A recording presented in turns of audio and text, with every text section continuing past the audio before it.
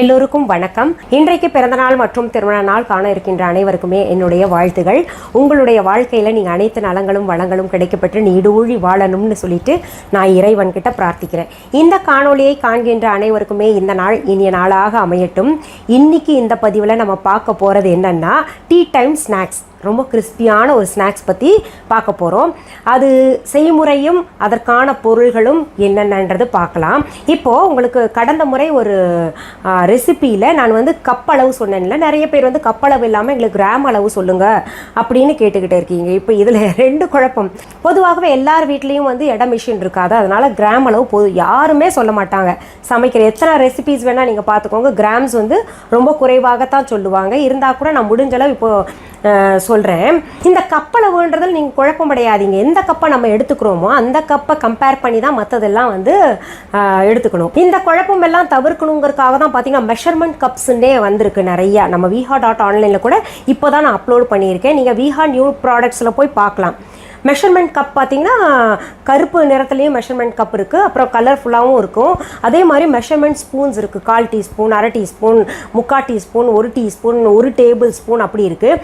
கப்பும் பார்த்தீங்கன்னா 1/4 கப், அரை cup, 1/3 cup, அப்புறம் முழு கப், இந்த மாதிரி நிறைய அளவுகளில் இருக்குது. அது போய் பார்க்கலாம். நீங்கள் இப்போ புதுசாக போட்டிருக்கோம். ப்ரொஃபஷ்னலாக சமைக்கிறவங்க அத்தனை பேரும் பார்த்தீங்கன்னா இந்த கப்பளவை வச்சு தான், இந்த மெஷர்மெண்ட் கப் இருக்கு இல்லையா, அதை வச்சு தான் எல்லாமே அளவு சொல்லுவாங்க. சரி, இப்போது இந்த கிறிஸ்பி ஸ்நாக் பண்ணுறதுக்கு தேவையான பொருள்களும் அதன் செய்முறையும் நம்ம எப்படின்னு பார்க்கலாம். இப்போது நம்ம கிறிஸ்பி ஸ்நாக்ஸ் செய்கிறதுக்கு தேவையான பொருள்கள் என்னென்னு பார்த்துடலாம். அதுக்கு 300 கிராம் போல் நான் மைதா எடுத்திருக்கேன். கிட்டத்தட்ட 2 கப் எடுத்திருக்கேன். அந்த மைதா மாவை ஒரு பவுலில் கொட்டிக்கிறேன். இது நீங்கள் கோதுமை மாவு கூட வச்சு செய்யலாம். எப்போவுமே கோதுமை மாவில் வச்சு நிறைய பதார்த்தங்கள் செஞ்சு காமிக்கிறனால இந்த முறை உங்களுக்கு மைதாவில் நான் செஞ்சு காமிக்கிறேன். இப்போது அதுக்கு ஒரு 100 கிராம் போல் ரவை எடுத்துக்கோங்க. ரவையும் இதில் போட்டுருங்க. அடுத்தது 2 டீஸ்பூன் போல் மிளகுத்தூள் எடுத்துக்கோங்க. இதையும் இதில் சேர்த்துக்கோங்க. அடுத்தது 2 டீஸ்பூன் போல் சீரகத்தூள் சேர்த்துக்கோங்க. அடுத்தது தேவையான அளவு உப்பு சேர்த்துக்கோங்க. இதை எல்லாத்தையும் நல்லா கலந்து விட்டுக்கோங்க. அடுத்தது 2 டீஸ்பூன் போல் நெய் அல்லது எண்ணெய் சேர்த்துக்கோங்க. அடுத்தது நல்லா இதையும் கிளறி விட்டு கொஞ்சம் கொஞ்சமாக தண்ணி ஊற்றி நம்ம பூரி மாவு எப்படி கெட்டியாக பிசைவோமோ அந்த மாதிரி பிசைஞ்சுக்கணும். இங்கே பாருங்கள், நல்லா கெட்டியாக மாவு பிசைஞ்சிடணும். பிசைஞ்சு இது மேலே கொஞ்சம் நெய் இல்லாட்டி எண்ணெய் போட்டு காயாமல் இருக்கிறதுக்காக மறுபடியும் ஒரு தடவை பிசைஞ்சு என்ன பண்ணலாம், நம்ம மூடி போட்டு ஒரு 5 நிமிஷம் மூடி வச்சிடலாம். ஏன்னா ரவை சேர்த்துருக்கோம் இல்லையா, அது கொஞ்சம் ஊறணும். அடுத்தது 5 டீஸ்பூன் போல் நெய் அல்லது எண்ணெய் எடுத்துக்கோங்க.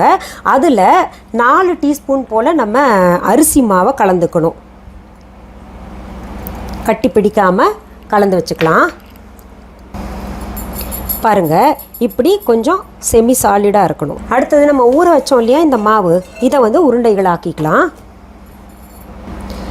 கிட்டத்தட்ட இந்த இதில் பார்த்திங்கன்னா இந்த மாவில் இந்த மாவில் ஒரு 7-8 உருண்டைகள் வர்ற மாதிரி பண்ணிக்கோங்க. எவ்வளோ வருதோ பரவாயில்ல. ஏன்னா ஒரு சிலர் பெருசாக எடுப்பீங்க, ஒரு சிலர் சின்னதாக எடுப்பீங்க. ஆனால் எல்லாமே ஒரே சைஸில் இருக்கட்டும். இப்போ நம்ம சப்பாத்திக்கு எப்படி உருட்டுவோமோ அதே மாதிரி உருட்டலாம். அதுக்கு முன்னாடி இன்னொன்று சொல்லிடுறேன். நான் இப்போ பொரிக்க போகிறோம் நம்ம இதை உருட்டிட்டு செஞ்சு. அதனால் பார்த்திங்கன்னா ஒரு கடாயில் எண்ணெய் வச்சு சூடு பண்ண வச்சுருக்கேன் அடுப்பு மேலே. இப்படி உருட்டுறது கூட நம்ம பார்த்திங்கன்னா மாவு தொட்டு உருட்டக்கூடாது. வேணுன்னா எண்ணெய் தொட்டு உருட்டிக்கலாம் ஒட்டுச்சுன்னா.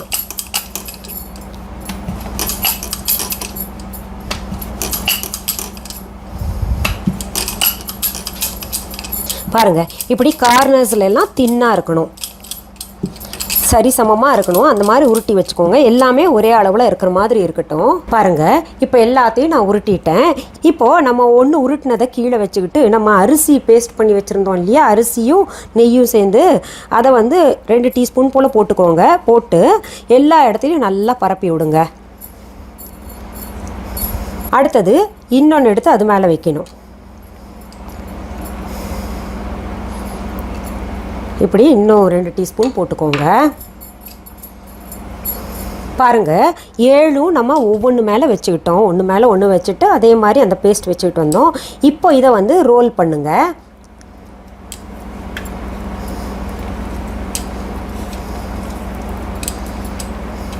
நல்லா டைட்டாக ரோல் பண்ணிக்கோங்க.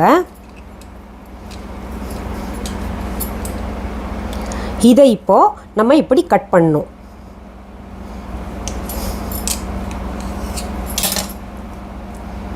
கட் பண்ணி தனித்தனியாக வச்சுக்கோங்க. இப்படி கட் பண்ணதை என்ன பண்ணணுன்னா இங்கே பாருங்கள், இப்படி திருப்பிக்கிட்டு எல்லாத்தையும் இப்படி கரெக்டாக ஒட்டிக்கணும்.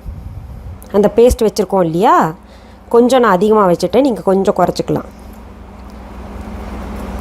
இப்படி வச்சு இப்படி பண்ணிக்கோங்க. இங்கே பாருங்கள், நம்ம முறுக்கு சுற்றுனா எப்படி இருக்குமோ அந்த மாதிரி இருக்குது. இப்போ நான் அடுப்பில் எண்ணெய் சூடு பண்ணிவிட்டேன். சூடாயிடுச்சா, நல்லா சூடாயிடுச்சான்னு பார்த்துட்டு இது பொரிக்க போகிறேன். பாருங்கள், எண்ணெய் சூடாயிருச்சு. அதில் நான் ஒவ்வொன்றா போடுறேன். எவ்வளோ வருமோ அது போட்டுக்கலாம். தனித்தனியாக நம்ம பொரிச்சு எடுத்துக்கலாம். இது போடும்போது நீங்கள் சைடில் வந்து போடணும். அப்படியே போட்டுறாதீங்க. மேலேருந்து போட்டிங்கன்னா எண்ணெய் எல்லாம் மேலே தெரிச்சுக்கும். ஜாக்கிரதையாக போடுங்க. இப்படி போட்டு கொஞ்சம் நம்ம மீடியம் ஃப்ளேமில் வச்சுக்கலாம். நல்லா பொரியணும், பச்சையாக இருக்கக்கூடாது. டீ டைம் கிறிஸ்பி ஸ்நாக்ஸை வந்து இப்போ நம்ம அடுப்பில் ஆயிலில் போட்டிருக்கோம். நல்லா பொரிஞ்சு வரட்டும். நல்லா அதனுடைய நிறமே பார்த்திங்கன்னா சிகப்பாக மாறணும். அது வரைக்கும் நம்ம பொறுத்துருக்கலாம். இப்படி ஒவ்வொன்றா நம்ம பக்குவமாக சுட்டு எடுக்கணும். ஒரு சிகப்பு நிறம் ஆகுது இல்லையா, அது வரைக்கும் வச்சு எடுத்துக்கோங்க.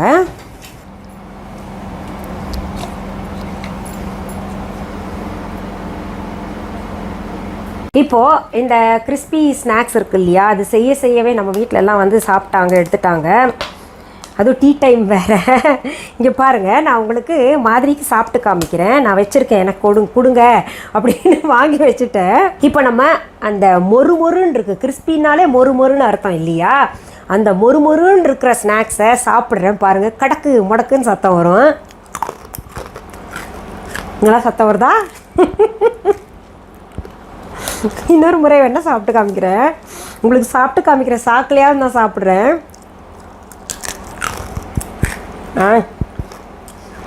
இது ஒரு வித்தியாசமான ஸ்நாக்ஸ். நான் இந்த ஸ்நாக்ஸில் மைதா மாவு பயன்படுத்தியிருக்கேன்ல. நிறைய பேர் நினைப்பீங்க நல்லது இல்லையே, ஏன் மேடம் இப்படி செய்கிறாங்கன்னு சொல்லிட்டு. நான் தொடர்ந்து கோதுமை மாவுலேயே செஞ்சு காமிக்கிறனால தான் இன்றைக்கி வித்தியாசமாக மைதா மாவில் செஞ்சு காமிச்சேன். நான் பொதுவாகவே கோதுமை மாவு தான் அதிகமாக எல்லாமே பயன்படுத்துவேன். உங்களுடைய விருப்பம் எது வேணால் நீங்கள் பயன்படுத்திக்கோங்க. சரி, இன்றைக்கி இந்த பதிவில் டீ டைம் கிறிஸ்பி ஸ்நாக்ஸ் பார்த்தோம் இல்லையா.